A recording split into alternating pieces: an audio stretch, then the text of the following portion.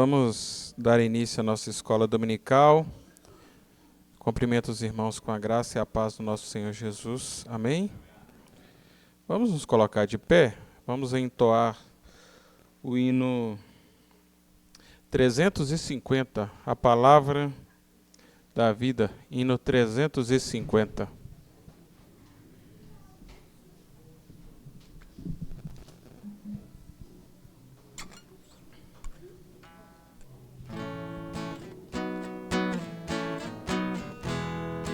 Fonte da celeste vida, manifesta o teu poder, vivifica o sem alento, faz os mortos renascer.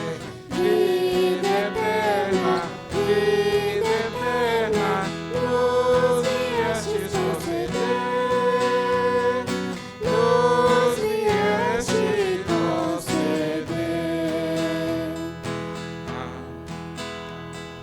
Ao abrirmos o teu livro, dele emana a luz dos céus, esclarece todo o engano e dos erros livra os teus. Ilumina nossas almas, Deus de Deus, nossas almas, Deus de Deus. Na leitura desta Bíblia, dá-nos gozo, ó Senhor, tendo pelo teu ensino comunhão em santo amor. Exultamos entoando teu louvor, entoando teu louvor.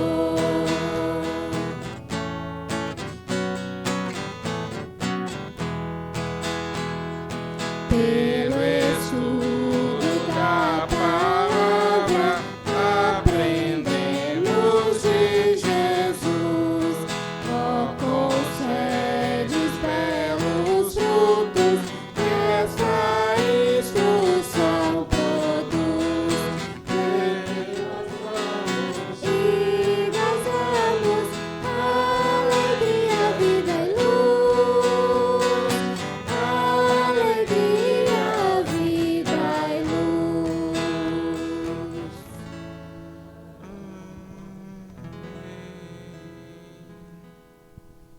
Amém. Ainda de pé, eu convido a igreja para fazermos a leitura do Evangelho segundo Lucas, capítulo 15. Evangelho segundo Lucas, capítulo 15. Faremos a leitura de todo o capítulo. A igreja acompanhará com o nosso irmão presbítero Everton nesta leitura alternada.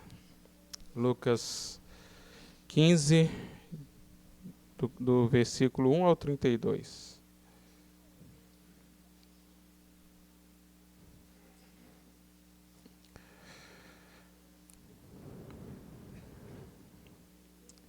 Aproximaram-se de Jesus todos os publicanos e pecadores para o ouvir.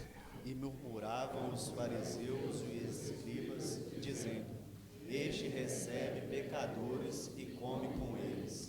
Então lhes propôs Jesus esta parábola. Qual dentre vós é o homem que, possuindo 100 ovelhas e perdendo uma delas, não deixa no deserto as 99 e vai em busca da que perdeu, nem até encontrá-la? achando-a, põe-na sobre os ombros, cheio de júbilo. E indo para casa, reúne os amigos e vizinhos, dizendo-lhes: Alegrai-vos comigo, porque já achei a minha ovelha perdida. Digo-vos que assim haverá maior júbilo no céu por um pecador que se arrepende do que por 99 justos que não necessitam de arrependimento. Qual é a mulher que, tendo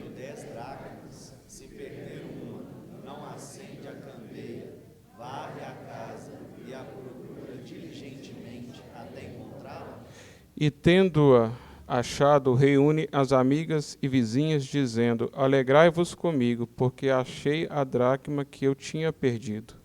Eu vos afirmo que, de igual modo, há júbilo diante dos anjos de Deus por um pecador que se arrepende.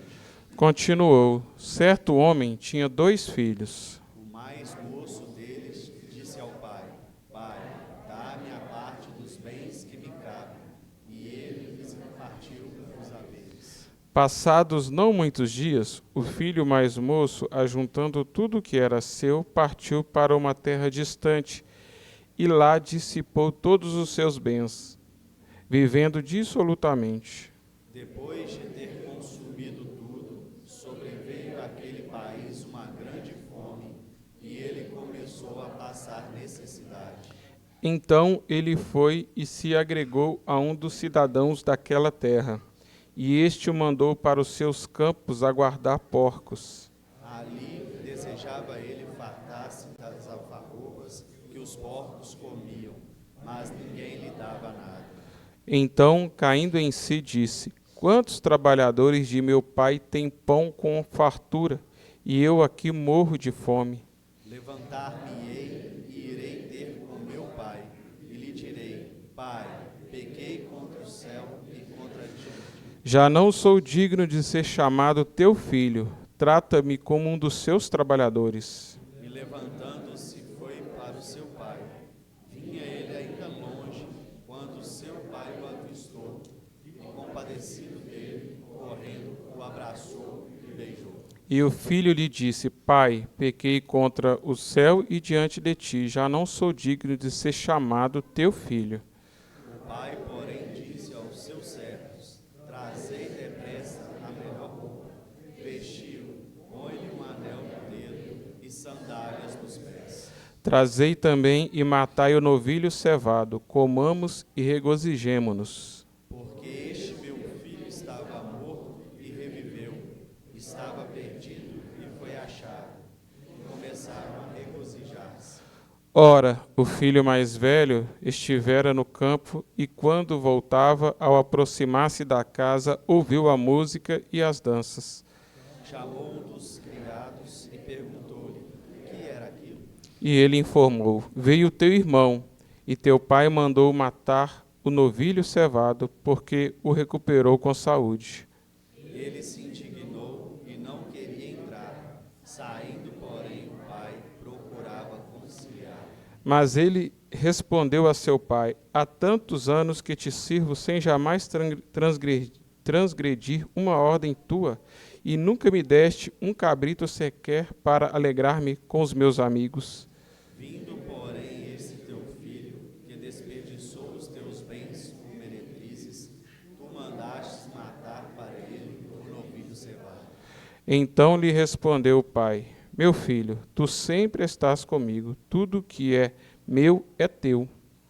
Entretanto, era preciso que nos regozijássemos e nos alegrássemos, porque esse teu filho estava morto e reviveu, estava perdido e foi achado. Amém. Os irmãos podem se assentar.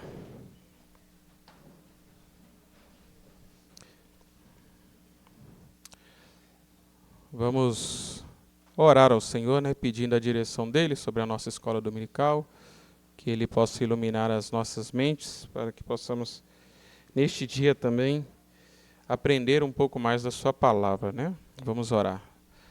Santo Deus, eterno Pai, te agradecemos por esta rica oportunidade que o Senhor concede à tua igreja, oportunidade esta em que temos o privilégio de sermos alimentados pela tua palavra. Que, ó Deus, possamos aprender e guardá-la em nossos corações. Que venhamos, ó Deus, praticá-la, colocá-la, ó Deus, sempre, ó Pai, diante, ó Deus, dos nossos olhos, que por ela, Deus, possamos ver este mundo, que ela possa orientar as nossas decisões, a nossa caminhada, Senhor. Abençoe os nossos professores na ministração, que, ó Deus, que cada aluno saia daqui mais cheio, saia daqui com as dúvidas, ó Deus, esclarecidas, saia daqui, ó Deus, com a tua palavra firmada no coração, gravada, Deus, em nossos corações. Ó Deus, que o teu Santo Espírito possa nos dar o entendimento correto, a compreensão exata dela, ó Deus, para o nosso crescimento, o nosso amadurecimento. Agradecemos por esta escola, que o Senhor continue sustentando a nossa igreja, neste ano que caminha para o encerramento, e nos dando forças, ó Deus, para iniciarmos o próximo ano, sabendo que no Senhor o nosso trabalho não é vão.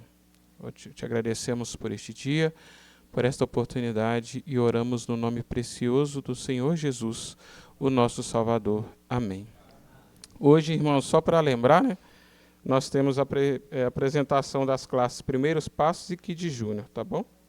Deus abençoe e vamos. Os irmãos estão em liberdade para deslocar para suas classes.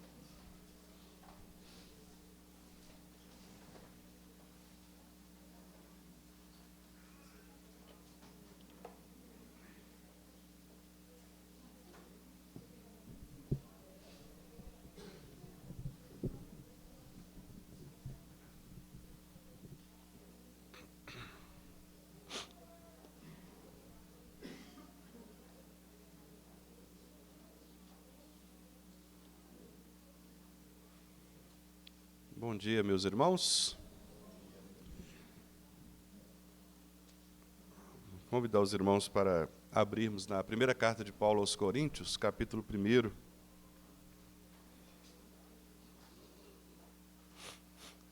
Considerando o final de ano, eu vou interromper, os nossos estudos na sequência da confissão, como estávamos fazendo, e vamos trabalhar alguns temas avulsos nesses últimos domingos de dezembro. E eu escolhi, então, primeira parte, do capítulo 1 de Paulo aos Coríntios. Então, eu vou convidar os irmãos para fazermos a leitura do versículo 1 até o versículo 9.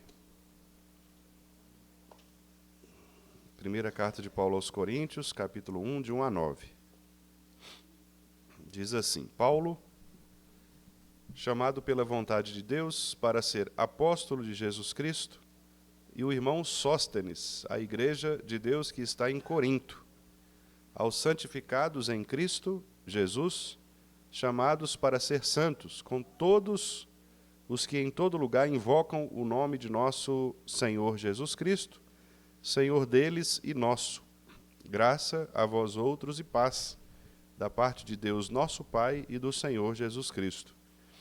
Sempre dou graças a meu Deus a vosso respeito, a propósito da sua graça que vos foi dada em Cristo Jesus, porque em tudo fostes enriquecidos nele, em toda a palavra e em todo conhecimento, assim como o testemunho de Cristo tem sido confirmado em vós, de maneira que não vos falte nenhum dom, aguardando vós a revelação de nosso Senhor Jesus Cristo, o qual também vos confirmará até ao fim, para serdes irrepreensíveis no dia de nosso Senhor Jesus Cristo. Fiel é Deus, pelo qual fostes chamados à comunhão de seu Filho Jesus Cristo, nosso Senhor. Vamos orar, meus irmãos? Senhor nosso Deus, nós te agradecemos pelo privilégio que temos, ó Pai, de abrirmos a Tua palavra, lermos e sermos guiados pelo Espírito do Senhor para que aprendamos a Tua verdade.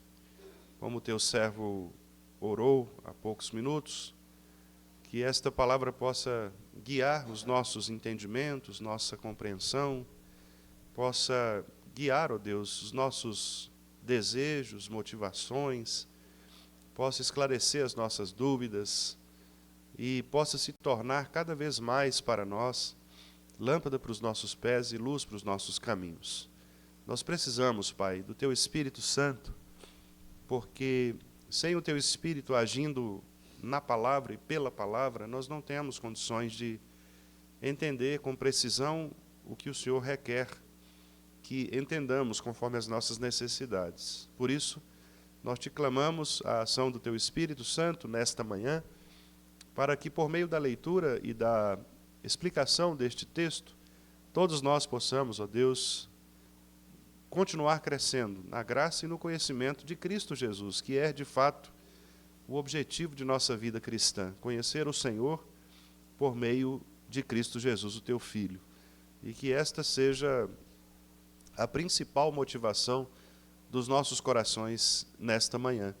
Que, de fato, possamos, ó Deus, terminar esta sessão da escola dominical crendo e confessando um pouco mais acerca do Senhor e de Teu Filho Jesus, para que assim, ó Pai, sejamos mesmo edificados como corpo, como igreja, e possamos dar bons frutos e um bom testemunho da palavra que tem agido em nós. Muito obrigado, Pai, pelos meus irmãos que estão aqui nesta manhã. Desde já eu peço ao Senhor que abençoe a cada um deles, as suas famílias. Cuide também daqueles irmãos que porventura não puderam vir por problemas de enfermidade ou por outra razão justificável, como trabalho, em escala, que o Senhor possa abençoá-los onde eles estiverem, Pai Santo. E nós que estamos aqui, possamos aproveitar o máximo deste momento para que edifiquemos as nossas vidas sobre a Tua palavra. A Tua palavra mesmo afirma que a igreja do Senhor é edificada sobre a pedra fundamental, que é Cristo. Cristo é a palavra, Ele é a verdade. Por isso nós queremos nos edificar na verdade do Senhor e que possamos aproveitar este momento agora para, mais uma vez, solidificarmos a nossa fé com base, ó Deus, na Tua palavra. É o que nós te pedimos, Senhor, agradecidos, em nome de Jesus Cristo, Teu Filho amado, nosso Senhor e Salvador. Amém. Meus irmãos, nós vamos então meditar nesta primeira sessão da carta de Paulo aos Coríntios. E eu gostaria de iniciar lembrando os irmãos o que é Corinto, né? Quem é esta cidade, como esta igreja foi estabelecida, para que nós possamos compreender um pouco melhor esta introdução que o apóstolo faz acerca da igreja. Meu objetivo aqui, agora pela manhã, é tratar do fundamento da igreja, não é? Nós vamos tentar perceber aqui qual era o problema que Paulo mencionou, o que está acontecendo aqui em Corinto, e por que Paulo, então, ele inicia a sua carta com estas palavras exatas, né, como as que ele iniciou. Sobretudo, dando graças a Deus por esta vida aqui desta igreja em Corinto. Então eu queria, antes, levar os irmãos de volta ao texto de Atos, capítulo 18. Porque em Atos 18 nós temos algumas informações a respeito da plantação desta igreja. Paulo estava na sua segunda viagem missionária. E ele estava então passando por Corinto, pregando a palavra aos crentes de Corinto. Corinto havia sido destruída por volta do ano 140 a.C. e ficou em ruínas. Depois ela foi reconstruída, um pouco depois, ali por volta dos anos 60 a.C., por um governador romano que tornou essa cidade grega numa província romana. Então, Corinto se tornou uma região bem singular, porque as províncias romanas elas eram, por natureza, cidades importantes do ponto de vista dos negócios, né? Da política, da economia, da administração, porque Roma agora, tomando conta desta região, por ali passavam os interesses de Roma, por assim dizer, né? Era uma cidade portuária, então, como toda cidade litorânea portuária, é uma cidade bastante heterogênea, né, diversificada, diversa, tanto na população quanto nos interesses. Vamos usar como exemplo aqui as nossas cidades litorâneas, né? Salvador, Rio de Janeiro, não é? Santos. Você tem, geralmente, nessas cidades, você tem os grandes portos, que é onde chegam as mercadorias que vêm do estrangeiro, não é? No caso do Porto de Santos, por exemplo, que é o maior do país. Você tem, ao mesmo tempo, níveis de taxas de turismo, né, muito alta, porque as pessoas vêm para conhecer estas cidades que são litorâneas, são praianas. Você tem também, quase sempre, um nível de promiscuidade muito maior do que as cidades do interior. É muito mais fácil você encontrar oportunidades de pecado nessas áreas sexuais nas cidades litorâneas do que nas cidades de interior. Então, Corinto não fugia muito a esta regra contemporânea, embora nós estejamos falando de tempos muito diferentes, né? 2000 anos de distância. Mas Corinto era mais ou menos isso que vocês imaginam ser uma cidade grande, uma cidade portuária, uma cidade importante dentro da província romana. Por esta razão, era uma cidade que precisava ser alcançada pelo Evangelho, não é? Uma das preocupações do apóstolo Paulo, e isso, inclusive, deveria nos orientar quanto à plantação de igrejas. Paulo pensava sempre em levar o Evangelho para essas cidades que pudessem, a partir dali, expandir o Evangelho. Paulo, ele tinha uma estratégia missionária muito interessante, que era conquistar as cidades importantes. Ele ia para as cidades importantes, não necessariamente as maiores, do ponto de vista populacional, mas as cidades estratégicas. Porque Paulo entendia que quando você planta uma igreja numa região estratégica, aquela igreja ela tem um potencial de crescimento para que ela possa alcançar outras, né? Então, Paulo não investia o seu tempo, que era curto, porque hoje nós temos recursos muito mais amplos, né? Paulo, naquela época, não havia recursos. Então, uma pessoa viajava para uma cidade e ele não era como hoje, que você simplesmente pega um carro, pega um avião, né, e vai para outros lugares distantes. Você gastava tempo para isso, né, dias de viagem, às vezes. Então, a estratégia precisava ser muito bem definida. E qual era a estratégia de Paulo? Conquistar as cidades mais importantes, as cidades polo, para que essa cidade se tornasse uma cidade estratégica na pregação do Evangelho para as demais cidades. E por isso, então, ele deseja conquistar Corinto para Cristo, né? Porque era uma cidade, como eu disse, muito difícil, com seus desafios imensos, mas era uma cidade também polo, uma cidade importante, uma cidade muito estratégica. E Paulo entendia que se o Evangelho caísse ali e as pessoas se convertessem, principalmente os principais da cidade, né, com certeza dali haveria muitos frutos, tanto para Corinto quanto para as cidades também que dependiam, né, do fluxo de Corinto. Muitas pessoas iam a Corinto para conhecer, para passear, para comprar coisas. Então, se o Evangelho alcançasse essas pessoas, elas mesmas levariam este Evangelho para suas cidades, né, para suas localidades.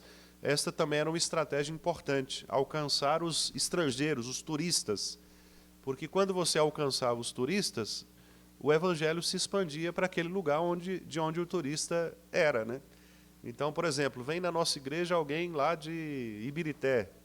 Então, a gente prega o Evangelho para essa pessoa se converte e ele vai lá para Ibirité plantar uma igreja, não é? Então, a ideia é expandir por meio daqueles que também visitavam a cidade. Vejam, então, em Atos 18, a narrativa que Lucas, né, o doutor Lucas, ele escreve a respeito do ministério de Paulo nessa segunda viagem missionária.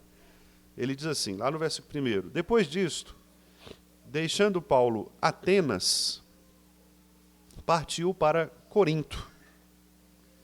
Lá encontrou certo judeu chamado Áquila, natural do Ponto, recentemente chegado da Itália, com Priscila, sua mulher, em vista de ter Cláudio decretado que todos os judeus se retirassem de Roma.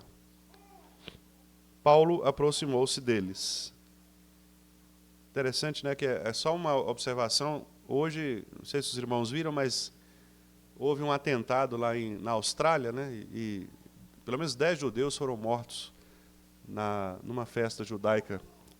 Numa praia, eles estavam, e alguém considerado terrorista, né, mas certamente um antissemita atirou, foi agora há pouco, acho que foi de madrugada, agora à noite.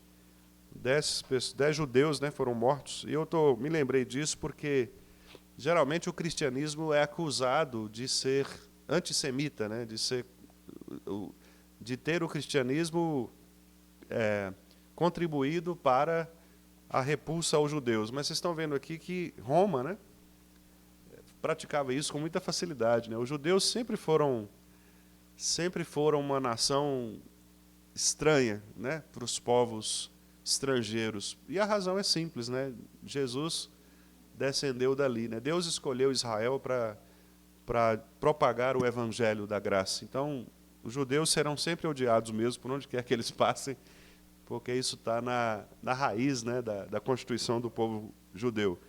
E aqui o texto está falando, né, que os judeus foram retirados da cidade por um decreto de Cláudio, que era o governador na época. E posto que eram do mesmo ofício, passou a morar com eles e ali trabalhava. Aqui ele está falando de Paulo, né? Pois a profissão deles era fazer tendas. Então, Áquila, juntamente com Priscila, eles trabalhavam com fabricação de tendas. E Paulo também fabricava tendas. Então, eles passaram a morar juntos ali. Paulo foi abrigado, né, por este casal hospitaleiro, e eles, então, contribuíam ali uns com os outros. E todos os sábados discorria na sinagoga, persuadindo tanto judeus como gregos. Quando Silas e Timóteo desceram da Macedônia, Paulo se entregou totalmente à palavra. Aqui é a questão do ministério parcial e do ministério integral. Quando Paulo estava sozinho, e o sustento dele não podia ser por meio da igreja, então ele trabalhava para cobrir as suas próprias despesas. Mas uma vez que ele pôde se dedicar ao ministério de maneira integral, ele fez isso. Então aqui é um bom conselho para os pastores, né? A gente fica num momento de parcialidade até quando nós podemos exercer o tempo integral ao ministério da palavra, né? Se em algum momento nós não pudermos, então a gente trabalha para sustentar nossa família. Mas se podemos, abrimos mão do trabalho corriqueiro para vivermos do Evangelho. Então Paulo se entregou totalmente à palavra, testemunhando aos judeus que o Cristo é Jesus. O Messias, né, prometido é Jesus. Opondo-se eles e blasfemando, sacudiu Paulo as vestes e disse-lhes: sobre a vossa cabeça o vosso sangue. Eu dele estou limpo, e desde agora vou para os gentios. Quer dizer, Paulo estava pregando aos judeus, né? E os judeus se opuseram a Paulo e blasfemaram. Paulo disse: olha, então, o evangelho está anunciado a vocês, agora o juízo está sobre vocês, eu estou limpo do sangue de vocês, porque eu anunciei a verdade a vocês. Então eu vou para os gentios, quer dizer, os não-judeus, né? Saindo dali, entrou na casa de um homem chamado Tício Justo, que era temente a Deus. A casa era contígua à sinagoga, tipo a de seu Wilson aqui, né? A casa é grudada na sinagoga. Então ele saiu da sinagoga e foi lá na casa desse Tício Justo. Mas Crispo, o principal da sinagoga, creu no Senhor com toda a sua casa. Olha só. Então Paulo tinha pregado na sinagoga, Crispo, que era o responsável pela sinagoga, creu. Olha que problema para a sinagoga, né? Porque o cara que era o principal creu no Senhor. Olha a confusão que isso deu. Também muitos dos coríntios, ouvindo, criam e eram batizados. Teve Paulo durante a noite uma visão em que o Senhor lhe disse: não temas, pelo contrário, fala e não te cales, porquanto eu estou contigo, e ninguém ousará fazer-te mal, pois tenho muito povo nesta cidade. E ali, em Corinto, permaneceu 1 ano e 6 meses, ensinando entre eles a palavra de Deus. 18 meses, né? Paulo ficou ali em Corinto ensinando a palavra do Senhor. E aí, como se não bastasse a conversão de Crispo, que era o principal da sinagoga, no versículo 17, nós temos a seguinte informação. Então, todos agarraram Sóstenes, o principal da sinagoga. Agora era Sóstenes. Sóstenes tomou o lugar de Crispo, né? Substituiu Crispo. E o espancavam diante do tribunal. Galho, todavia, não se incomodava com estas coisas. Quer dizer, ele via o espancamento acontecer, mas não fez absolutamente nada em relação ao espancamento de Sóstenes. Mas Deus tem um propósito muito interessante nisso. Esse Sóstenes, que foi espancado aqui pelos judeus, veja agora lá em 1 Coríntios, versículo 1 que nós lemos. Paulo, chamado pela vontade de Deus para ser apóstolo de Jesus Cristo, e quem? Converteu na pancada. Ele era o principal da sinagoga, substituindo Crispo, e aí o negócio ficou feio para o lado dele, porque provavelmente agora ele já estava ouvindo a pregação de Paulo, e ele também se converte ao Evangelho. Olha que maravilha. E agora ele e Paulo escrevem a carta aqui para o povo de Corinto, né? Isso mostra, irmãos, o nascimento desta igreja. Como que essa igreja nasceu no meio de uma confusão religiosa, né? No sentido de que não foi uma plantação tranquila, pacífica, como aquelas plantações que acontecem hoje, por exemplo, de alguém resolve ir lá alugar uma casa, e aí abre um ponto de pregação, e famílias da igreja começam a frequentar, sem qualquer oposição, sem qualquer problema. Aqui não. Aqui eles estão invadindo o campo inimigo. Eles estão entrando num terreno minado, não é? Um terreno muito complicado. Eles vão pregar o evangelho aos judeus, os judeus rejeitam, todavia, muitos creem. E, dentre estes, os principais da sinagoga. Então, repare o transtorno que o evangelho, o cristianismo, causou nessa cidade de Corinto, né? Então, você vê que a igreja nasce já com uma constituição divisionista, já com divisões dentro dela.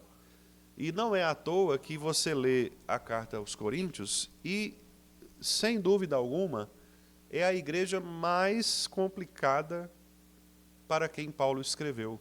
Nenhuma outra igreja, nenhuma outra carta traz tantos problemas quanto a igreja de Corinto. A igreja de Corinto era uma igreja assim, com inúmeros problemas. Egoísmos, divisões entre pessoas, imoralidade, problemas judiciais, irmão que levava o outro na justiça comum, descredenciamento da autoridade de Paulo, irmãos que não levavam Paulo a sério, mesmo sendo Paulo apóstolo, eles desprezavam a autoridade de Paulo. Muitas coisas, muitos problemas. Tinham problemas doutrinários relacionados aos dons espirituais. Era uma igreja que você falava assim, não é possível que essa igreja aí seja uma igreja cristã de verdade. E aí o mais chocante é exatamente como Paulo inicia essa carta. Porque de todas as igrejas para quem Paulo escreveu, você nunca imaginava ou imaginaria que Paulo escrevesse as palavras iniciais que ele escreveu aqui para esta igreja. Por exemplo, Paulo chama esses irmãos de santificados em Cristo. Parece que Paulo está fazendo uma piada aqui, uma ironia. Como assim, Paulo? Santificados? Tem o rapaz que tem relação sexual com a madrasta. Na ceia, eles se reúnem, mas para fazer partidos. Eles não acreditam muito no seu apostolado. Tem gente aí que está levando o outro na justiça comum, porque não consegue resolver os problemas dentro da igreja. Os casamentos são todos complicados. Tem gente aí que tem mais de uma mulher e está complicado. Como é que você fala que esse povo é santificado? Como é que você fala que esse povo é crente? Interessante, né? Então, esta é uma lição para nós, irmãos, e esse é o ponto, né, que eu gostaria de apresentar para os irmãos nessa manhã, que é exatamente a ideia de que Deus escolheu para si um povo, e esse povo escolhido por Deus é um povo pecador que está sendo transformado, está sendo regenerado pelo poder da graça do Evangelho do Senhor. Ou seja, nenhum de nós é perfeito ou crente o suficiente para que possamos dispensar a ação da graça de Deus em nossas vidas. Esse é o ponto fundamental que Paulo quer mostrar aqui. Em outras palavras, Paulo está querendo dizer o seguinte: olha, antes de você criticar os seus irmãos, saiba que também você foi alcançado por esta mesma graça que você precisa desejar que alcance os seus irmãos. Paulo não está ensinando a gente fazer vistas grossas, não é isso. Ele não está ensinando que nós tenhamos que passar a mão na cabeça das pessoas, deixando que elas pequem à vontade. Não, não é verdade isso, tanto que ele vai, ao longo da carta, repreender esses pecados e vai, inclusive, chamar a atenção destas pessoas nominalmente com relação aos seus pecados. Mas o que ele está querendo dizer é: ninguém é autossuficiente espiritual para que não dependa da ação da graça de Deus em Cristo Jesus. Todos nós, enquanto igreja, dependemos da ação extraordinária de Deus em Cristo Jesus, porque tudo o que nós temos e somos vem de Deus. Tudo o que nós temos e somos vem de Deus. Então, repare aqui algumas instruções interessantes que nós lemos aqui, não é? Ele diz, Paulo, eu quero que os irmãos observem, contando mesmo comigo, quantas vezes Paulo menciona aqui a expressão de Deus, ou da parte de Deus. Observe, Paulo chamado pela vontade de Deus.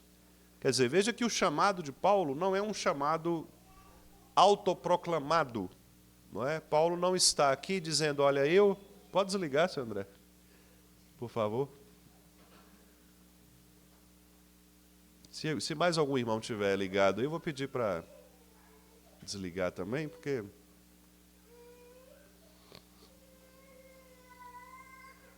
nesse horário só Deus fala conosco.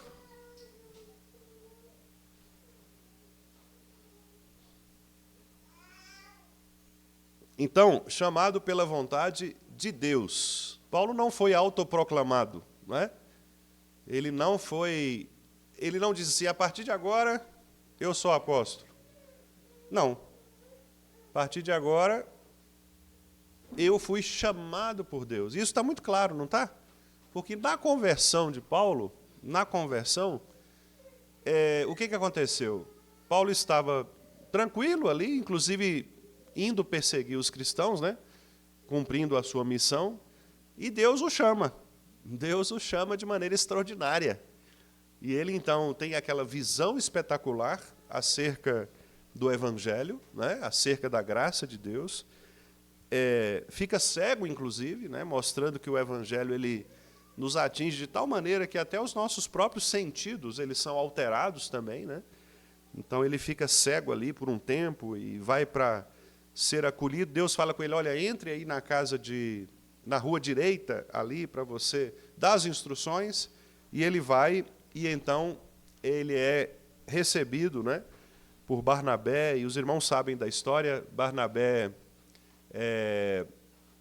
ele recebe Paulo, precisa convencer os irmãos crentes, né, convencer os irmãos crentes de que, de fato, havia sido convertido, porque eles não estavam acreditando muito, né?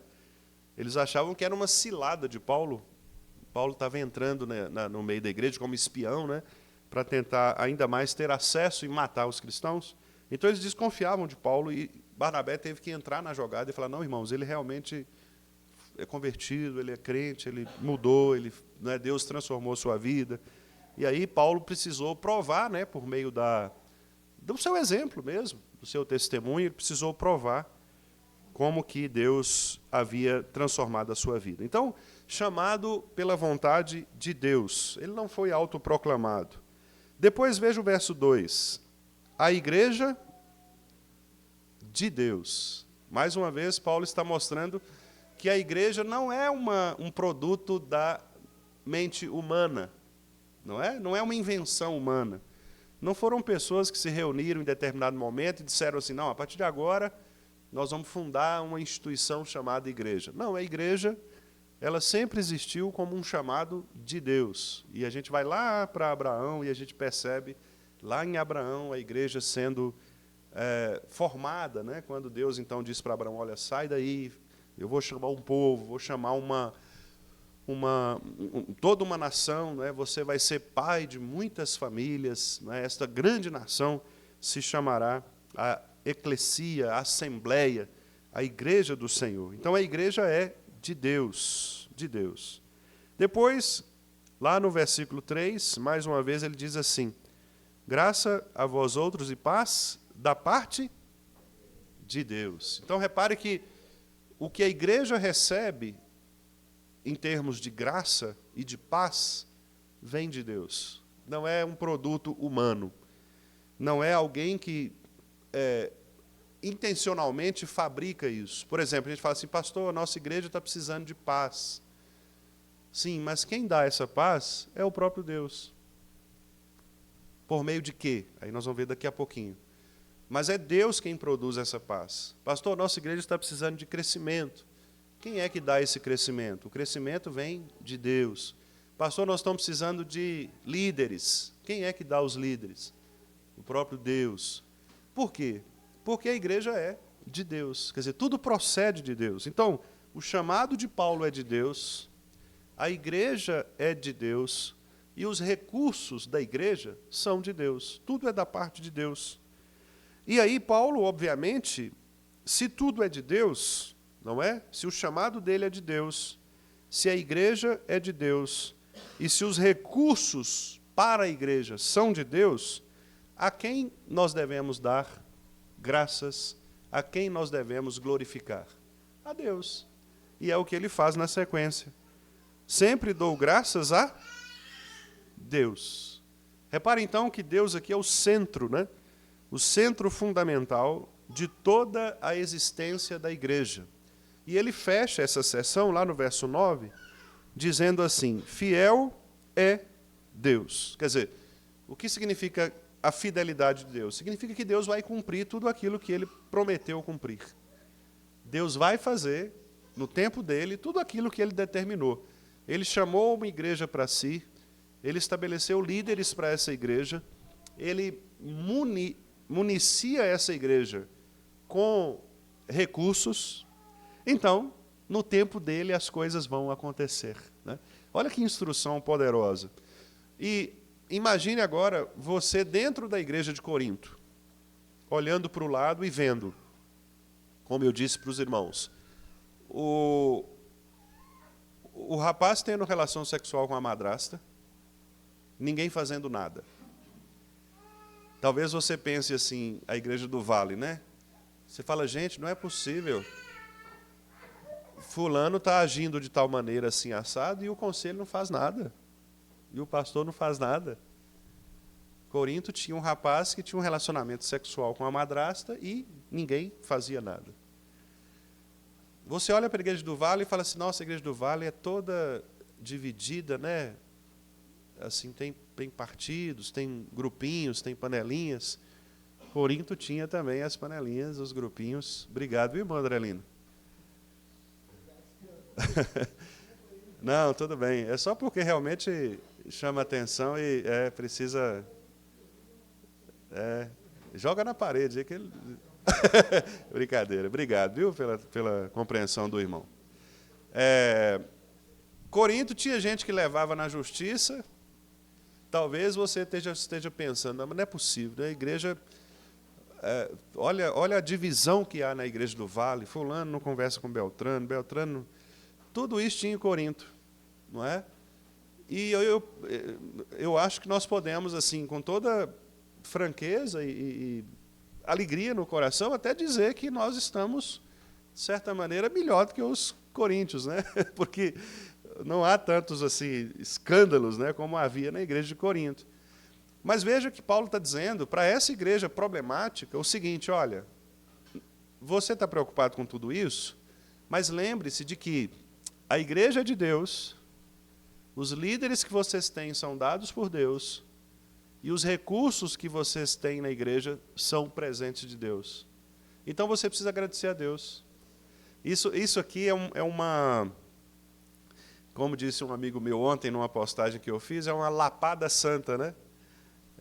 Por quê? Porque, assim, mostra para a gente o seguinte... Sabe aquelas pessoas que falam assim, eu vou sair da igreja porque aquela igreja é cheia de problema? Não tem gente assim? Não vou mais naquela igreja, não, porque aquela igreja é toda problemática, né, no sentido relacional, etc. Se alguém fosse pensar isso de Corinto, a igreja não existiria. Porque ou a igreja para ter problema é essa, né? Então, é como se Paulo tivesse dizendo, irmãos, calma, a igreja é de Deus. Os líderes são dados por Deus, os recursos que vocês têm são presentes de Deus. Então, não justifica você abandonar a igreja, não justifica você sair da igreja por causa disso. Muito pelo contrário, lute pela sua igreja. Arrependa-se dos pecados que porventura sejam os seus, e se não forem os seus pecados, forem pecados de outros, ajude esses irmãos mais fracos a se arrependerem e a se ajustarem no Evangelho. Essa é a mensagem de Paulo para a igreja de Corinto. Quer dizer, você está numa igreja, Deus chamou você para esse lugar, então você tem que ser bênção nesse lugar. Você tem que fazer deste lugar o seu lugar de ministério. A sua missão é aqui. Não adianta você apontar para os outros, aquela igreja é isso, aquela igreja é aquilo, tem problema aqui, tem problema ali. Isso não vai adiantar. Não adianta você fazer isso, porque Deus é quem reuniu este povo aqui, neste lugar. Então, vamos pensar assim, por maiores que sejam os problemas que nós temos na Igreja do Vale, foi Deus quem nos reuniu neste lugar. Foi Deus quem trouxe você, quem me trouxe, para estarmos juntos aqui neste lugar. É Deus quem nos dá os recursos necessários para vivermos uma vida cristã nesse lugar. Os líderes que nós temos, os recursos que nós temos, humanos, etc., são dados por Deus. Então, nós não estamos aqui para reclamarmos de Deus ou das circunstâncias. Nós estamos aqui para vivermos a vida que Deus estabeleceu para nós neste lugar. E aí você pergunta assim, mas o que Deus quer que nós façamos neste lugar? Paulo responde também. Veja lá, na primeira parte, não é, do versículo 2, ele diz assim, a igreja de Deus que está em Corinto, então a igreja de Deus que está no Vale do Jatobá, aos santificados em Cristo Jesus, porque nós fomos santificados em Cristo, porque senão nós não seríamos crentes. O que Paulo fala agora? Nós somos chamados para quê? Chamados para ser? Pode falar. Chamados para ser santos. Este é o ministério da igreja. O ministério da igreja é a santificação progressiva. Nós já fomos santificados, Paulo está dizendo aí, santificados em Cristo, chamados para ser santos. Como assim? É porque a salvação e a santificação ela é progressiva. Não tem um outro texto em que Paulo diz, desenvolvei a vossa salvação com temor e tremor? Ali Paulo está dizendo, olha, você foi convertido, você é um novo crente, mas você precisa crescer. Você precisa desenvolver. Você pode ter muito tempo de igreja, mas você continua precisando da graça restauradora todos os dias. Você precisa progredir. Não pense que a sua conversão ela deu ponto final no seu progresso cristão. Você só começou. E aquele que começou a boa obra em você há de completá-la até o dia de Cristo Jesus. Então, começou agora, mas você precisa se desenvolver. E como que você se desenvolve? Recentemente nós vimos isso no sermão lá de Filipenses, né? Exatamente neste texto, desenvolver a vossa salvação com temor e tremor. Como que nós nos desenvolvemos? Por meio dos meios, dos instrumentos que o próprio Deus nos dá, chamados meios de graça, que é a leitura da palavra, a oração, a pregação, a comunhão dos santos. Né? Todos os recursos que Deus nos dá para que nós possamos compreendê-lo melhor. E estes recursos, eles são dados, irmãos, para sermos santos, eles são dados, disse Paulo, por meio de Jesus Cristo. Veja que interessante aqui, agora, nós fizemos aquele exercício de encontrar de Deus. Agora nós vamos encontrar em Cristo. Olha só. Versículo 1. Paulo foi chamado pela vontade de Deus para ser apóstolo de quem? De Jesus Cristo. Versículo 2. Os irmãos de Corinto são santificados em quem? Em Cristo Jesus. Eles invocam o nome de quem? Versículo 2. O nome de nosso Senhor Jesus Cristo. No verso 3. A paz é da parte de Deus Pai e de quem mais? E do Senhor Jesus Cristo. Versículo 4. A graça nos foi dada em quem? Em Cristo Jesus. 6. Assim como o testemunho de Cristo tem sido confirmado em vós. Eles aguardam, versículo 7, a revelação de nosso Senhor Jesus Cristo. Versículo 8, para serem irrepreensíveis que dia? No dia de nosso Senhor Jesus Cristo. E verso 9, chamados à comunhão em quem? Do Filho Jesus Cristo. Repare que praticamente em todos os versículos, Paulo cita a mediação de Cristo Jesus. Interessante, né? Então, Deus Pai e Deus Filho, envolvidos nesta relação de doação dos benefícios que nós temos e recebemos do Senhor. E é interessante porque Paulo então mostra que a igreja de Corinto, por pior que ela fosse no sentido desses problemas que nós mencionamos aqui, ela continuava sendo o povo de Deus, continuava sendo igreja de Deus, continuava recebendo os benefícios de Deus, da parte de Deus. Então, por que esses irmãos não abandonavam seus pecados, não se emendavam em relação a Deus? Por que eles não progrediam na fé? Esta é uma resposta que Paulo vai oferecer na sequência da carta, e que vai ficar muito claro para nós que o grande problema deles não era necessariamente conhecer a respeito de Deus ou de Cristo, mas era uma disposição do coração de buscarem em Cristo os recursos necessários para que eles pudessem progredir. Isso mostra para nós uma questão muito interessante em relação à vida da igreja. Meus irmãos, todas as vezes que nós estamos diante de planejamentos, né, em geral, na igreja, nós sempre nos esbarramos nas questões relativas ao que fazer. Né? Então, assim, por exemplo, nós queremos fazer a igreja crescer. O que fazer para fazer a igreja crescer? Então, a gente busca, e os pastores, inclusive, são muito, em certa medida, né, em alguns contextos, são muito pressionados em relação a isso. Né? E é interessante que, quando você vai olhar para a Bíblia, você vai perceber que o único recurso que a Bíblia nos ensina em relação ao crescimento de igreja, né, ao planejamento missional, que é pregar o Evangelho por meio de missões, evangelismo, etc., é a pregação da palavra.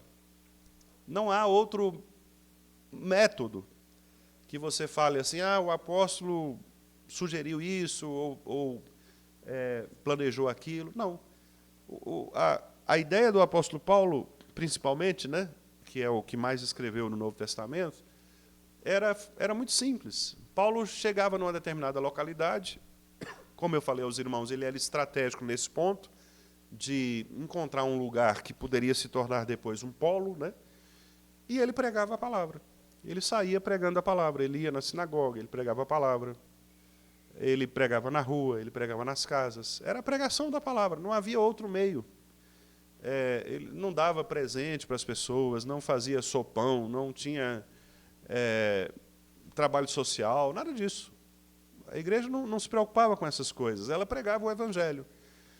E na pregação do evangelho, Deus fornecia a esta igreja os recursos espirituais para que ela pudesse crescer. Então, irmãos, não há outro método de crescimento de igreja que não seja a pregação da palavra. A igreja cresce com a pregação da palavra, a pregação genuína, fiel, a pregação bíblica, a pregação que expõe o pecado e que apresenta Cristo como sua solução. Aí talvez você diga, sim, pastor, eu compreendo, mas você ter um ambiente agradável, você ter um culto assim, assado, tudo isso vai contribuir para que as pessoas venham. Concordo. Mas para ter estas coisas, você precisa ser guiado pela palavra. O que direciona o culto, por exemplo? A palavra. O modo como nós cultuamos. Onde é que nós encontramos o modo correto de cultuar? Na palavra. A maneira como tem que ser a pregação da palavra, nós encontramos onde? Na palavra. Quais recursos precisam ter na igreja? Nós encontramos onde? Na palavra. A palavra nos ensina tudo isso. Sabedoria, prudência, nos ensina o equilíbrio. Todas essas coisas você encontra na palavra. Por isso a palavra deve guiar todos os recursos necessários para uma igreja crescer. E, inclusive, né, como no caso de Corinto, para uma igreja se arrepender dos seus pecados e se voltar para o Senhor. Então, veja, nós já falamos algumas coisas importantes aqui. Não há igreja problemática que não possa ser considerada a igreja do Senhor, santificada em Cristo e cujo objetivo é se tornar cada vez mais santa. Então, se você está aí no seu coração, talvez carregando algum ressentimento, né, em relação à sua igreja, a Igreja do Vale, pensando assim, a Igreja do Vale não tem jeito, sempre foi assim, sempre foi assado, enquanto fulano estiver lá, etc. Enquanto... Você está pensando errado, porque a igreja não pertence a você, a igreja pertence a Deus, a igreja pertence ao Senhor. É Ele quem chama este povo para congregar aqui, é Ele quem dá os líderes para este povo que congrega aqui, e é Ele quem fornece os recursos necessários para que essa igreja floresça. Então, agradeça a Deus. Versículo 4. Sempre dou graças a meu Deus a vosso respeito. Agradeça ao Senhor por tudo que você tem na Igreja do Vale. Agradeça ao Senhor porque aqui Deus te colocou para participar deste processo, não é? E lembre-se, irmãos, especialmente aqueles mais novos, né? Lembre-se de que não foi você quem fundou a igreja. E os fundadores da igreja que estão aqui, lembre-se de que também não foram vocês que fundaram a igreja. A igreja é de Cristo. A pedra fundamental é de Cristo. Não é do Antônio Sperber, não é do... Fala outros aí. Wilson Lins, Floriano Santana, Josias. Esses homens foram usados por Deus ao longo da história, mas são homens. São homens. A igreja é de Cristo. Não idolatrem esses homens. Não idolatrem. Não é só o Antônio Sperber que Deus abençoa. Deus abençoa todos os homens que passaram por aqui. Deus abençoa o povo dele, a igreja dele.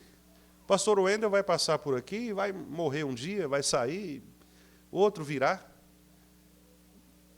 A igreja é de Cristo. Nós não colocamos o nosso nome pessoal na igreja do Senhor. Calvino, quando ele estava perto de morrer, uma coisa que ele pediu foi para que não se identificasse sua lápide. Ele não queria ser adorado, cultuado, gente fazer peregrinação. Porque nós não somos dignos disso, meus irmãos. Nós somos instrumentos do Senhor, nós somos parte do corpo de Cristo. Você que está aqui e que talvez nunca tenha colocado um tijolo na igreja, é tão importante quanto alguém que construiu essa igreja. Porque você foi salvo pela mesma graça. Você foi alcançado pelo mesmo poder. Então, no reino de Deus não existe esse negócio de... Lembra da mulher que chegou para Jesus e falou assim, ô Senhor, coloca meus 2 filhos lá perto do Senhor lá, porque... Jesus falou, o que é isso? No reino de Deus não tem essas coisas, não. No reino de Deus não tem esse negócio de... Deus... O nivelamento de Deus é diferente do nosso. Nós temos esse mau costume de colocar, às vezes, hierarquias, né, dentro da igreja, mas o próprio Cristo nunca fez isso. Pelo contrário, Cristo falou que o menor é que seria o maior, aquele que servisse. Né?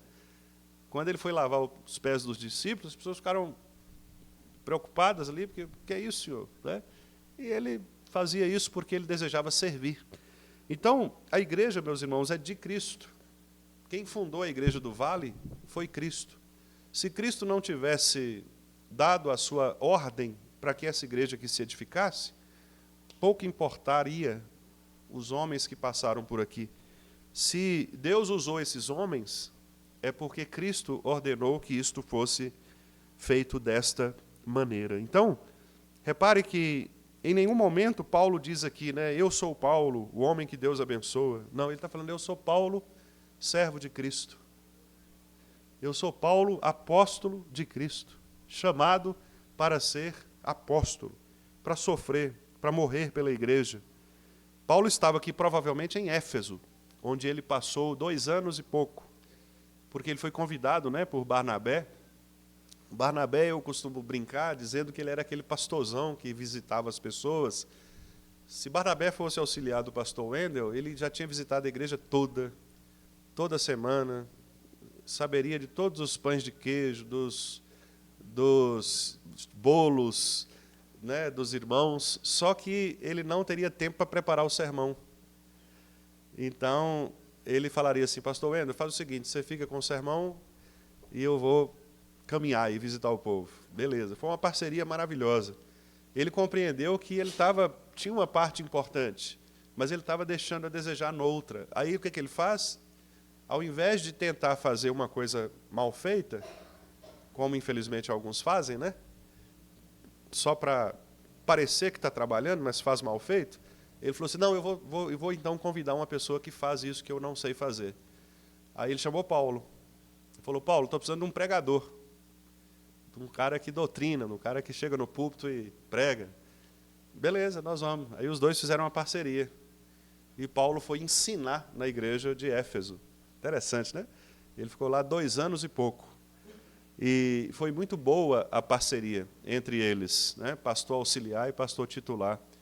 Um cumprindo ali as suas funções mais, entre aspas, relacionais, enquanto Paulo, obviamente sem desprezar isto, mas dedicando-se, né, ao ensino e à pregação da palavra. Isso está lá em Atos, né?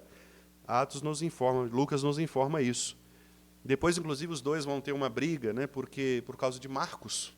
O Marcos, que escreveu o Evangelho, Marcos foi na primeira viagem missionária, mas ele, não sei por que cargas d'água, ele desistiu no meio do caminho. E aí Paulo ficou com muita raiva disso. Paulo falou, não, esse cara aí não serve para ser... E Barnabé falou, não, Paulo, calma, você está muito nervoso, você está parecendo pastor Wendel, não dá chance às pessoas. Né? E aí Barnabé, os dois brigaram e os dois se separaram. Paulo falou assim, então você está querendo dar chance para ele? Leva ele para sua casa, leva ele para você. E Barnabé levou mesmo. Aí Barnabé foi para um lado, Paulo foi para o outro. Só que depois Paulo, assim como o pastor Wendel também, viu que tinha falado besteira, né? E aí o que ele fez? Ele falou com Timóteo, quando você vier, traz Marcos, porque ele é útil para mim. Traz Marcos. Né? Então, assim, Paulo, é como se Paulo estivesse dizendo, gente, calma, dê uma chance para Marcos. Marcos pisou na bola, mas ele é um cara bom. né? Ele não é toda vez que ele age assim, não. Então, é interessante, a gente percebe, irmãos, embora não seja uma doutrina, né? Mas a prática dos nossos irmãos do Novo Testamento mostram como que nós, líderes, devemos agir. Às vezes, por exemplo, né, eu estou brincando aqui nesses termos, para descontrair um pouco, mas, por exemplo, às vezes chega no conselho o nome de alguém, né? Aí a pessoa fala assim, esse aí pisou na bola com a gente naquela vez lá e fez tudo errado e tal. A mente de Paulo aqui, né? A mente de Paulo. Barnabé diria, não, irmãos, vamos fazer o seguinte, vamos dar mais uma chance para ele. Tá certo, ele errou ali, falhou, mas quem sabe, vamos dar uma chance, né? E aí, veja como essa discussão é uma discussão comum. Isso é o que mais acontece, né? Quando você vai escolher liderança. Isso estava acontecendo ali. O problema é que causou uma divisão, né? Uma divisão, e isso aí nós não aprovamos, né? Que é dividir, né? Mas Deus, ao final, mostrou para Paulo que ele poderia ter tido mais paciência na restauração. Marcos era um pouco mais jovem, né? Talvez os mais jovens têm, de fato, impulsos mais assim, intempestivos, né? Às vezes não refletem tanto sobre as consequências. E ele, então, Barnabé mais experiente, né? Calma, Paulo, vamos dar uma chance, ele vai melhorar, né? E, de fato, depois Paulo diz lá que ele era útil ao ministério, né? E interessante que Marcos foi quem escreveu o Evangelho. E, de acordo com os estudiosos, os demais evangelhos, Lucas e Mateus, sinóticos, né, foram escritos com base em Marcos. Olha que interessante, né? Exatamente, tem divisão que soma. É isso aí. Boa palavra, Ronaldo. Às vezes é preciso... Paulo fala aqui em Corinto, né? Ele fala que às vezes é preciso haver partidos entre vocês para que as coisas sejam esclarecidas, né? Às vezes é preciso haver divisões mesmo, não é, para que a verdade prevaleça, não é? E Deus é soberano, inclusive nisso. Né? Às vezes nós nos preocupamos com afirmar a verdade para não termos confrontos, não é? E às vezes nós estamos perdendo a oportunidade de Deus mostrar e nos ensinar. Às vezes o confronto, irmãos, ele é bom. É claro que nós não devemos criar conflitos, né, por qualquer coisa. Paulo fala lá para Timóteo que ele deveria fugir das brigazinhas, das coisinhas da igreja, né? Paulo dá essa instrução para Timóteo. Fala assim, foge dessas discussões, dessas questiúnculas, assim, porque isso aí não vai produzir nada no seu ministério. Agora, tem confrontos que são inevitáveis, né? Por exemplo, há questões que precisam ser tratadas. Por exemplo, no caso de Paulo aqui, com relação ao rapaz que estava tendo relação sexual com a madrasta. É óbvio que precisava tratar disso. É óbvio. Não havia como deixar isso passar, né? E Paulo trata. Paulo diz claramente, olha, vocês estão pecando e pior, vocês estão achando que isso aí é coisa boa. Vocês estão se orgulhando de ter um pecado desse na igreja e vocês não tratarem, né? E aí Paulo bate mesmo assim com bastante precisão nesse pecado, né? Então, quer dizer, há coisas das quais nós não podemos fugir. Nós temos de tratar. Agora, há outras questões que podem ser tratadas depois, né? Coisas menores que não vão edificar a igreja. Mas deixe-me então voltar aqui para a gente finalizar. O chamado de Paulo é de Deus, a igreja é de Deus, os recursos são de Deus, a glória que nós temos de dar é a Deus, não a pessoas, né? E ele diz aqui mais, irmãos, para terminar, a ênfase que eu gostaria de finalizar é a seguinte, no verso 5, né, ele fala assim, porque em tudo fostes enriquecidos nele, quer dizer, em Cristo, né, em Jesus Cristo, em toda palavra e em todo conhecimento, assim como o testemunho de Cristo tem sido confirmado em vós, de maneira que não vos falte nenhum dom. Olha só que interessante. Eu quero destacar isso aqui porque Mais uma vez, lembre-se da igreja de Corinto, uma igreja extremamente complicada, com inúmeros pecados. E o que é que Paulo está falando para esses irmãos? Que eles foram enriquecidos, eles são ricos. Ricos de quê? Dos dons de Deus. Versículo 7. De maneira que não vos falte nenhum dom. Olha que coisa interessante. Quer dizer, a igreja de Corinto tinha tudo de que ela precisava para crescer. Ela tinha todos os recursos necessários para ser uma igreja fiel a Deus. Então, os irmãos estão percebendo onde eu quero chegar? Deus nos tem doado todas as coisas. Por que então que Corinto tinha tanto problema como Paulo vai descrever ao longo da carta? Por causa do pecado não confessado, por causa da ausência de arrependimento, por causa da falta de compromisso das pessoas individualmente com Deus. Porque, na verdade, a igreja tinha todos os recursos. Vamos pensar na igreja do Vale. A igreja do Vale tem sido alimentada pela palavra ao longo desses anos? Tem sido alimentada. O que falta à igreja do Vale para que a igreja do Vale se torne uma igreja pungente, uma igreja vigorosa, uma igreja que pregue o evangelho, que avance o reino? Percebe? Os problemas que nós temos nas igrejas são problemas que todas as igrejas têm. E em toda igreja que você for, você vai encontrar problema. Não existe igreja perfeita, não existe igreja sem problema. Eu sei que eu estou falando aqui um clichê, uma coisa que todo mundo sabe, mas é só para lembrar os irmãos que a grande questão não é nós fugirmos de onde nós estamos. A grande questão não é virar as costas para os problemas que nós, porventura, tenhamos de enfrentar. A grande questão aqui é nós crermos que nós estamos neste lugar não por obra humana, mas nós estamos aqui por obra divina. Foi Deus quem plantou esta igreja e é Deus quem sustenta esta igreja. E como Deus sustenta esta igreja? Pela sua palavra, verso 5.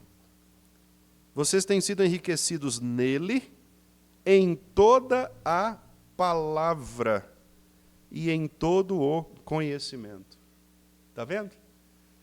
Às vezes as igrejas não são enriquecidas porque falta-lhes a palavra. Você tem todo o resto, mas não tem a palavra. Imagine uma criança recém-nascida, Bebel ali, ó, Nonô, Gustavo, nasce e aí os pais falam assim, não, esse negócio de dar leite aí é bobagem. Nós vamos dar Coca-Cola. Leite materno? Besteira, dá uma feijoada logo aí para esse menino. É mais ou menos isso que acontece nas igrejas. Existe o alimento certo, que é a palavra. Mas aí, aqueles que deveriam alimentar, trazem outros tipos de alimento. O que acontece com essa criança? Morre. Desnutrida, fraca. É isso que acontece, irmãos. Não há segredo para a nutrição da igreja. A nutrição da igreja vem pela palavra e pelo conhecimento de Cristo.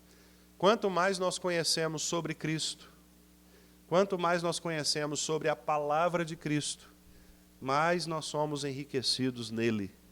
E uma vez enriquecidos nele, nós somos habilitados por ele mesmo, não pelas nossas forças, esforços, méritos, mas por ele mesmo, a vencermos os pecados e a fazermos a igreja crescer.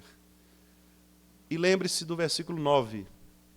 Deus é fiel. Sabe o que Paulo está querendo dizer com isso?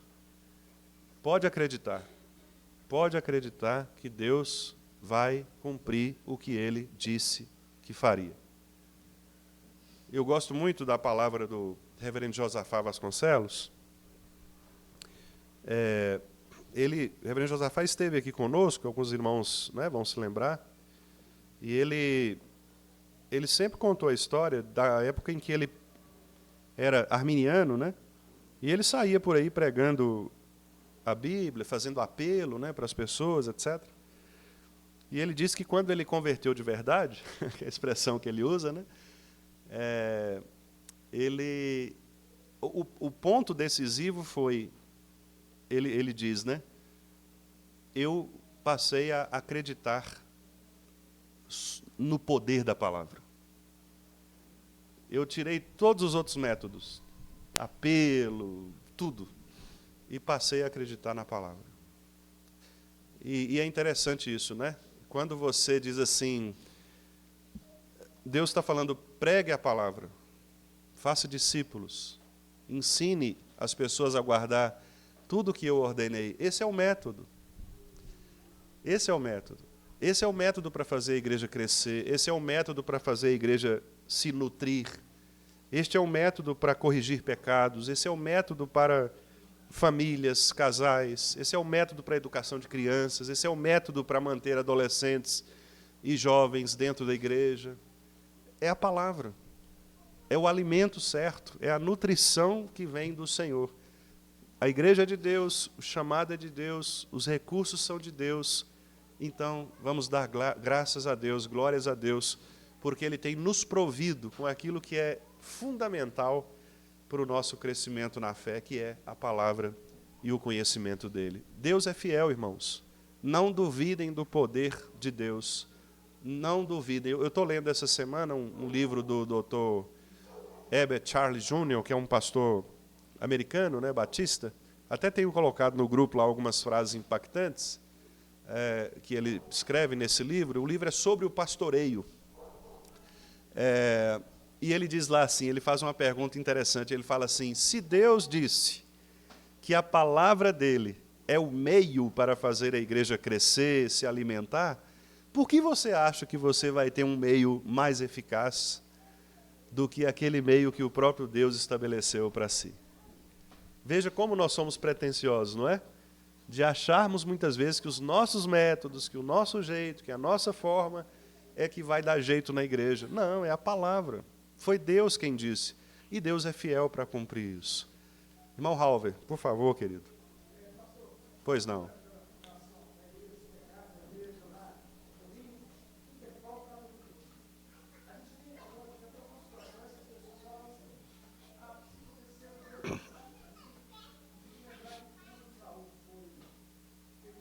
Uhum.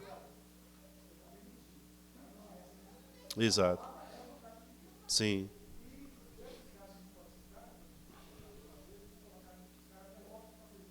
Uhum.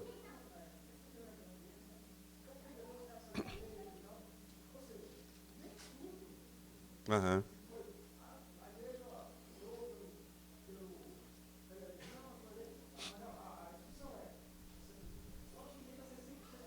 Uhum. Sim.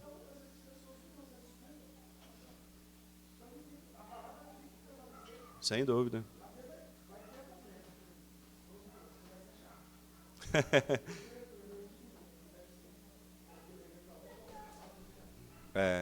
Pois é, essa instrução, por exemplo, a Bíblia é clara, né? Não seja neófito, né? O neófito é aquela pessoa nova convertida ou que tem pouca experiência na fé. Às vezes é até alguém de mais idade, mas que tem pouca experiência na fé, né? E essa pessoa pode trazer problemas. Paulo, inclusive, diz qual o problema. Paulo fala assim, essa pessoa pode se ensoberbecer. Porque a partir do momento que ela ganha um posto, que é um posto de confiança, de autoridade, né?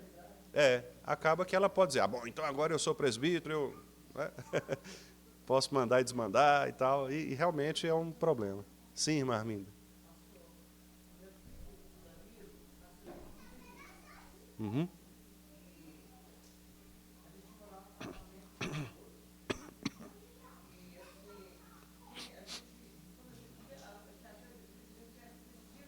Uhum.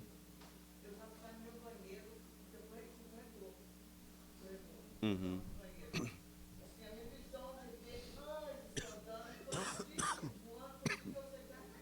Uhum. Uhum.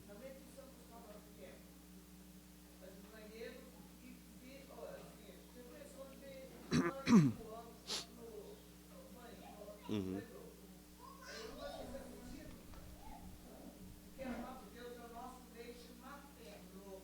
Exato. Exato.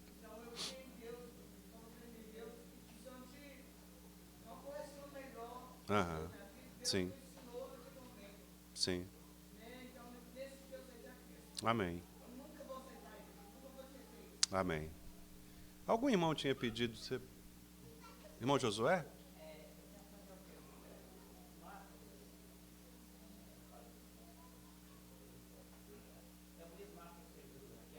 Sim. É ele mesmo. João Marcos. Mais alguém, irmãos? Era o seu Josué mesmo? Você tinha? Ah, sim. Ok, então que Deus nos abençoe. Irmão Tiago tem a palavra de volta.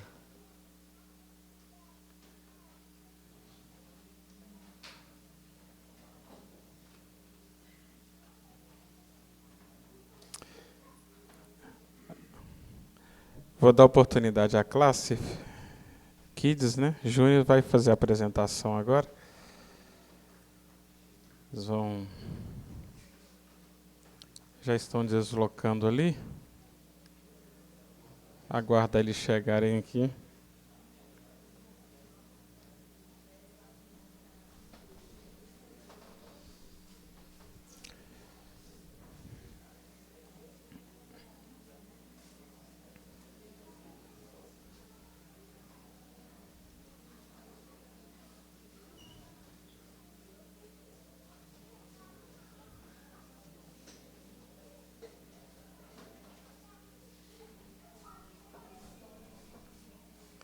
Olha lá, Felipe, chega também.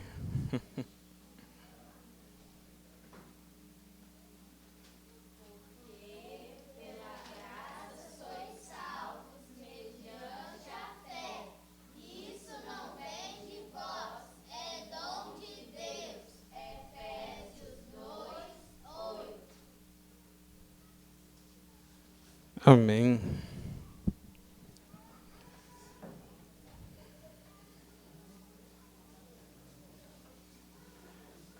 Convidar a igreja, vamos nos colocar de pé, vamos entoar o hino 63 com o apoio dos nossos irmãos do grupo de música para recolhimento dos dízimos e das ofertas. Quem pudesse colocar de pé, os aniversariantes da semana podem chegar para receber os cumprimentos. Os aniversariantes a partir do dia 1º de dezembro. Estiver aqui, pode vir à frente para receber os cumprimentos da escola dominical. Lembrando também das crianças, né, que fizeram o recolhimento aí das ofertas missionárias, né, o cofrinho. Este cofrinho aqui, ó, quem fez o recolhimento pode trazer também, aproveitar o momento para fazer a entrega, tá bom? Podem trazer e colocar aqui na caixa, na mesa. Hino 63, as muitas bênçãos.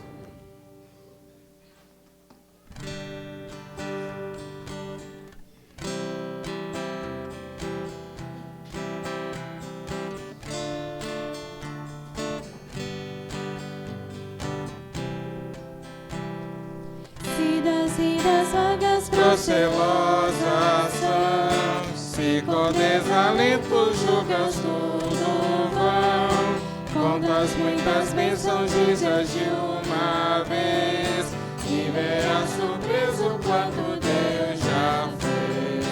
Contas bênçãos dizes quantas são, recebidas da divina mão, vem dizê-las todas de uma vez, e verás surpreso quanto Deus já fez. Triste é teu lidar, é a cruz pesada que tens de levar. Contas muitas bênçãos logo exultarás, E fortalecido tudo vencerás. Contas bênçãos dizes quantas são, recebidas da divina mão, vem dizê-las todas de uma vez, e verás surpreso quanto Deus já fez. quando Vires outros com seu ouro e bens,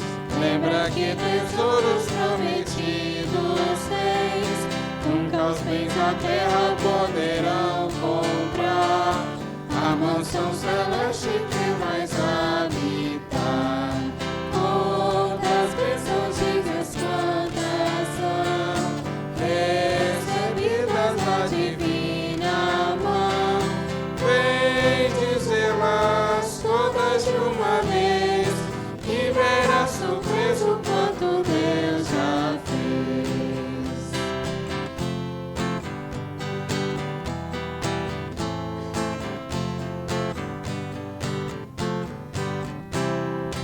Seja o teu Combate logo breve aqui, não te desanimes, Deus será por ti. Seu divino auxílio minorando o mal, te dará consolo e galardão final. Quantas bênçãos dizes quantas são recebidos da divina mão. Vem dizê-las todas de uma vez e verás surpreso quanto Deus já fez. Amém. Diácono Neemias vai estar pedindo Neemias que lembre Neemias dos aniversariantes, né? O Pedro fez aniversário, o João Pedro também, Pedro e João Pedro, e a Thaís e o Roberto aniversário de casamento. Oremos, igreja. Pedro tá chegando.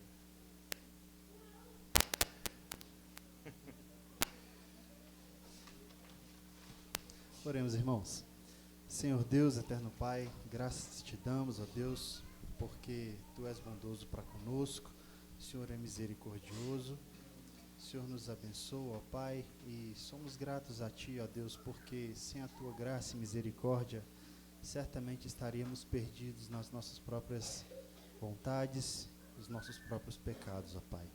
Em nome de Jesus, ó Deus, eu te agradeço porque aqui diante da Tua igreja nós temos os nossos irmãos que estão comemorando mais um ano de vida e o Senhor tem abençoado a vida deles e nós somos alegres também porque podemos compartilhar, ó Deus, desse momento com eles e, ó Deus, louvar e engrandecer o Teu nome, ó Pai, pelas bênçãos que o Senhor tem derramado sobre as vidas deles.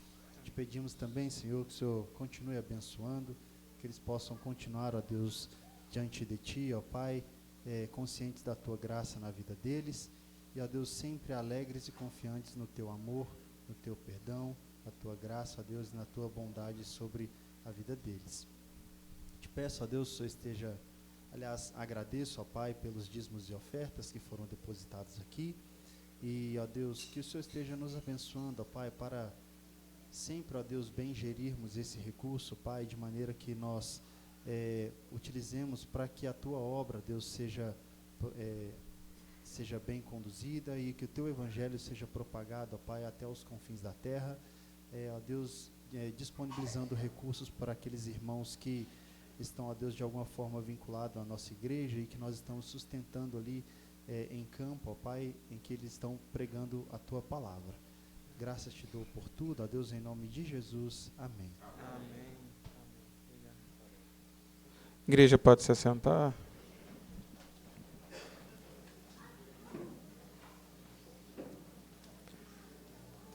Passar alguns avisos, irmãos. Na terça-feira nós teremos a reunião de oração sob a responsabilidade da UCP, o Davi, que vai estar conduzindo. Na quinta-feira, então, dia 18, nós teremos o culto de ações de graças, né? Em favor das nossas sociedades, né? Agradecimento ao nosso Senhor, né? Em virtude do ano aí em que cada sociedade esteve aí trabalhando em prol da integração da igreja, né? Dos irmãos. Lembrar também da semana de Natal, né? Nós teremos aí na terça-feira a reunião de oração, às 20 horas, e o culto de Natal no dia 25 às 19 horas, tá bom? Como é feriado, né? Então vai ser 1 hora mais cedo, aí às 19 horas, o culto de Natal. Lembrar os irmãos também, do fim de ano, nós teremos na quarta-feira, no dia 31, culto de fim de ano às 20 horas, né? Nesta semana nós não teremos a reunião de oração na terça e nem o estudo bíblico na quinta-feira.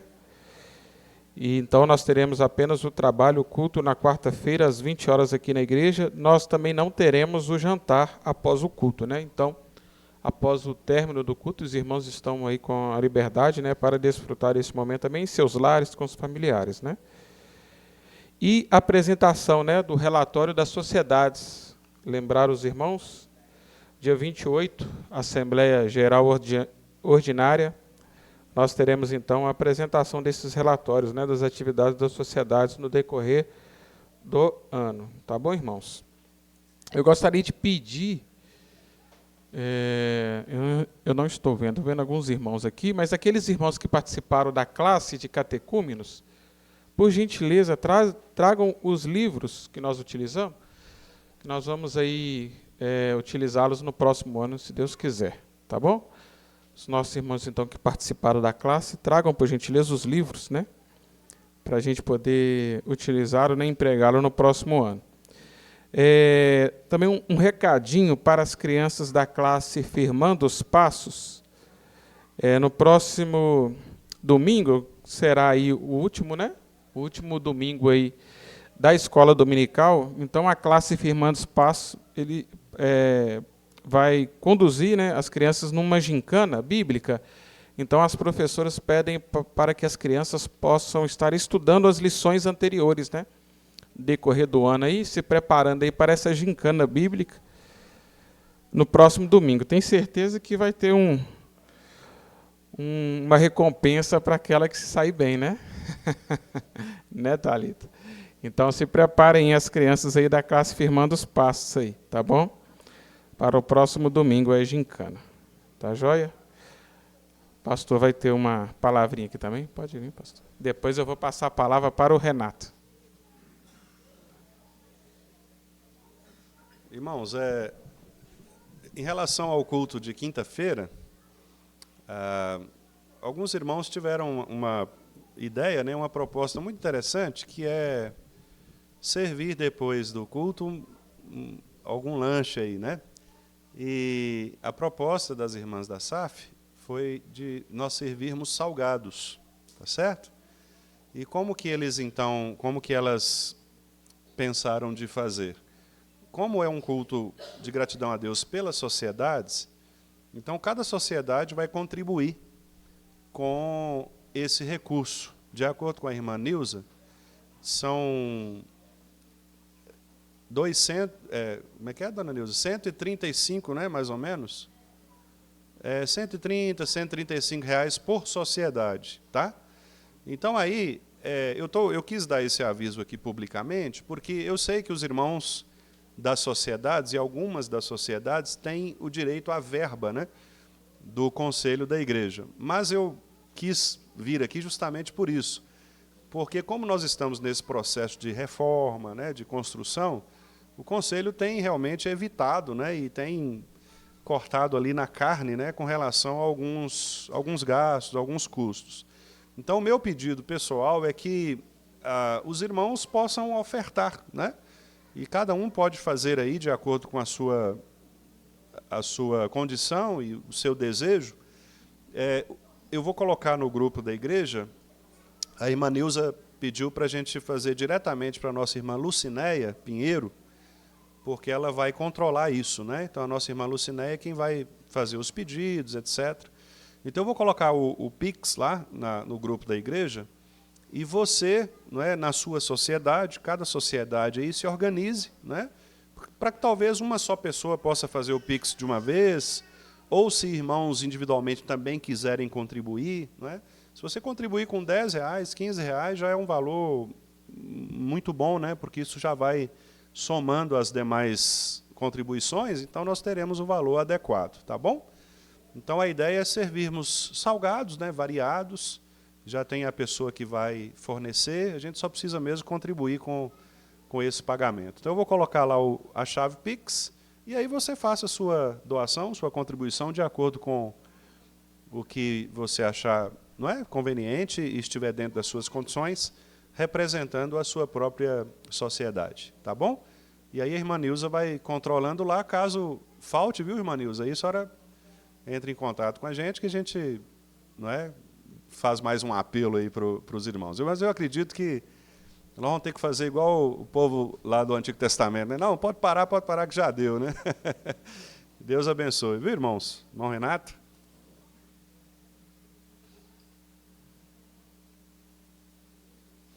Bom dia, irmãos. Semana mais.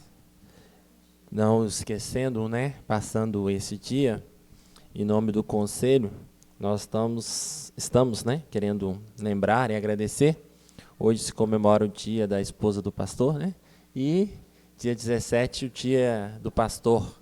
É o segundo domingo do mês, né? Segundo domingo de dezembro, comemora-se o dia da esposa do pastor.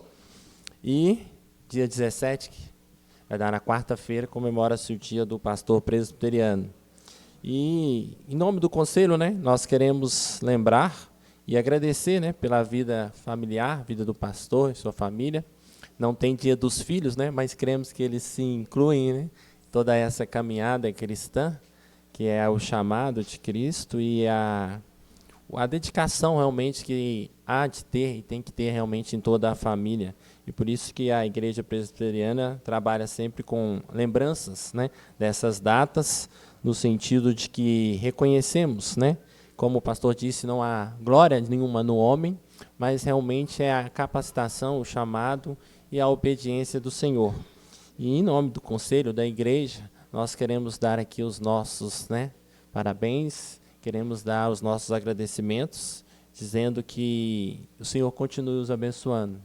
Nós temos sido gratos pelo privilégio de termos passado esse tempo junto com os irmãos, que Deus, né, os trouxe até aqui e os tem conduzido.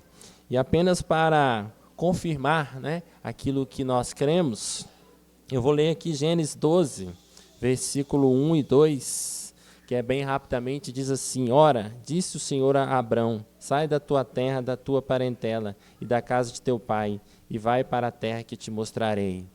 E o segundo versículo diz assim: De ti farei uma grande nação, e te abençoarei, e te engrandecerei o teu nome. Sê tu uma bênção. O pastor, né, citou esse versículo, e nós tínhamos esse versículo em mente porque o chamado pastoral, ele, sua esposa e toda a sua família, antes de Cristo, é um chamado de Cristo. É um chamado da salvação. E aqui, quando se traz aqui com Abrão, ele confiou no Senhor, e ele obedeceu no Senhor. E nós entendemos que esse ministério, né, pastoral e a ação da esposa e toda a família é, antes de tudo, uma confirmação do Evangelho de Cristo, da salvação em Cristo Jesus, e a partir dessa salvação em Cristo Jesus, o chamado para o ministério. E esse ministério aqui, como diz aqui com Abrão, ele não faz ideia, né, não fazia ideia do que aconteceria, mas ele obedeceu. E que o Senhor e toda a família continue obedecendo ao Senhor. Isso é o que mantém o ministério, a família, o que mantém a dedicação e o que mantém, né, a firmeza em Cristo Jesus. E ao contrário do que muitas vezes as pessoas possam imaginar, que é o currículo, né, o presente século se dá muita afirmação nas pessoas que elas têm que receber, esse chamado em Cristo ele tem a oferecer. E o ministério pastoral em toda a sua família é isso. E por isso que diz o versículo 2, de ti te farei uma grande nação, te abençoarei, mas ele termina, sê tu uma bênção. O chamado, ele não tem a sua própria glória, mas ele tem edificar a igreja, ele tem contribuir para a glória de Deus. E é por isso que essa chamado, essa função pastoral e toda a sua família, nós temos que orar e agradecer a Deus para que continue os abençoando, e que o Senhor e toda a sua família também continue abençoando a igreja. Sê tu uma bênção em Cristo Jesus.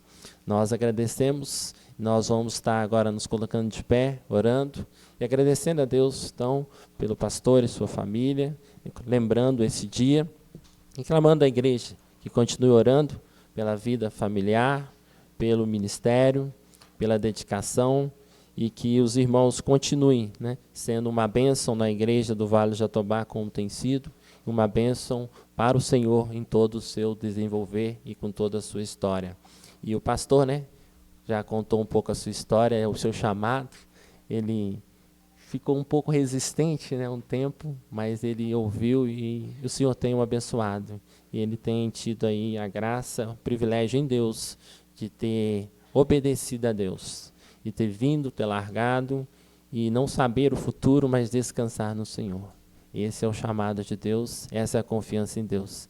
Que o Senhor continue os abençoando. Amém? Oremos, irmãos. Santo Deus, amado Pai, nós te agradecemos mais uma vez por esta manhã, por tudo que já ouvimos, mas reconhecendo também, ó Deus, que o Senhor tem usado a tua graça e a tua misericórdia sobre a vida do pastor Wendel, Fernanda e de todos os seus filhos, ó Pai. Nós agradecemos ao Senhor, porque entendemos que o Senhor os conduziu até a Igreja Presbiteriana do Vale. O Senhor, ó Deus, antes de tudo, chamou para serem seus filhos, para serem salvos pela graça. E os irmãos compreenderam pela tua graça e misericórdia e atenderam, ó Pai, ao teu chamado. É um chamado ao ministério, que tem as suas dificuldades, que reconhecemos que humanamente não é fácil. Ao chamado, ó Deus, a ser esposa, que já é uma grande dificuldade na sociedade em que vivemos. E ao ser esposa de um pastor, ó Deus, a auxiliá-lo, a estar junto nas lutas, nas aflições, nas alegrias. E a toda a família, Pai, reconhecendo que em todo esse caminho haverá tantas lutas, dificuldades, mas a confiança dos nossos irmãos é que foram escolhidos, chamados pelo Senhor. E diante disso eles caminham. E eles caminham não para a sua própria glória, mas para a glória do Senhor. Para que continue abençoando as famílias, para que continue abençoando a igreja, continue abençoando todas as pessoas que estão ao seu redor, ó Pai. E nós agradecemos, ó Deus. Neste momento nós não temos como agraciá-los ou dá-los, ó Pai, alguma coisa material, mas reconhecemos que o Senhor, ó Deus, é o que pode recompensá-los e continuá-los a fortalecê-los. Mas como igreja, não podemos deixar de agradecer por a tua generosidade para conosco, pela tua graça, pela tua bondade de termos a convivência com os irmãos. Agradecemos por tudo e oramos em nome de Jesus Cristo que fazemos. Amém, Deus. Amém, irmãos. Pode se assentar, irmãos. Tem mais alguma coisa? O Tiago não tem mais nenhum aviso, nem eu. Deus abençoe. Tenhamos um bom dia. E os presbíteros já sabem, né?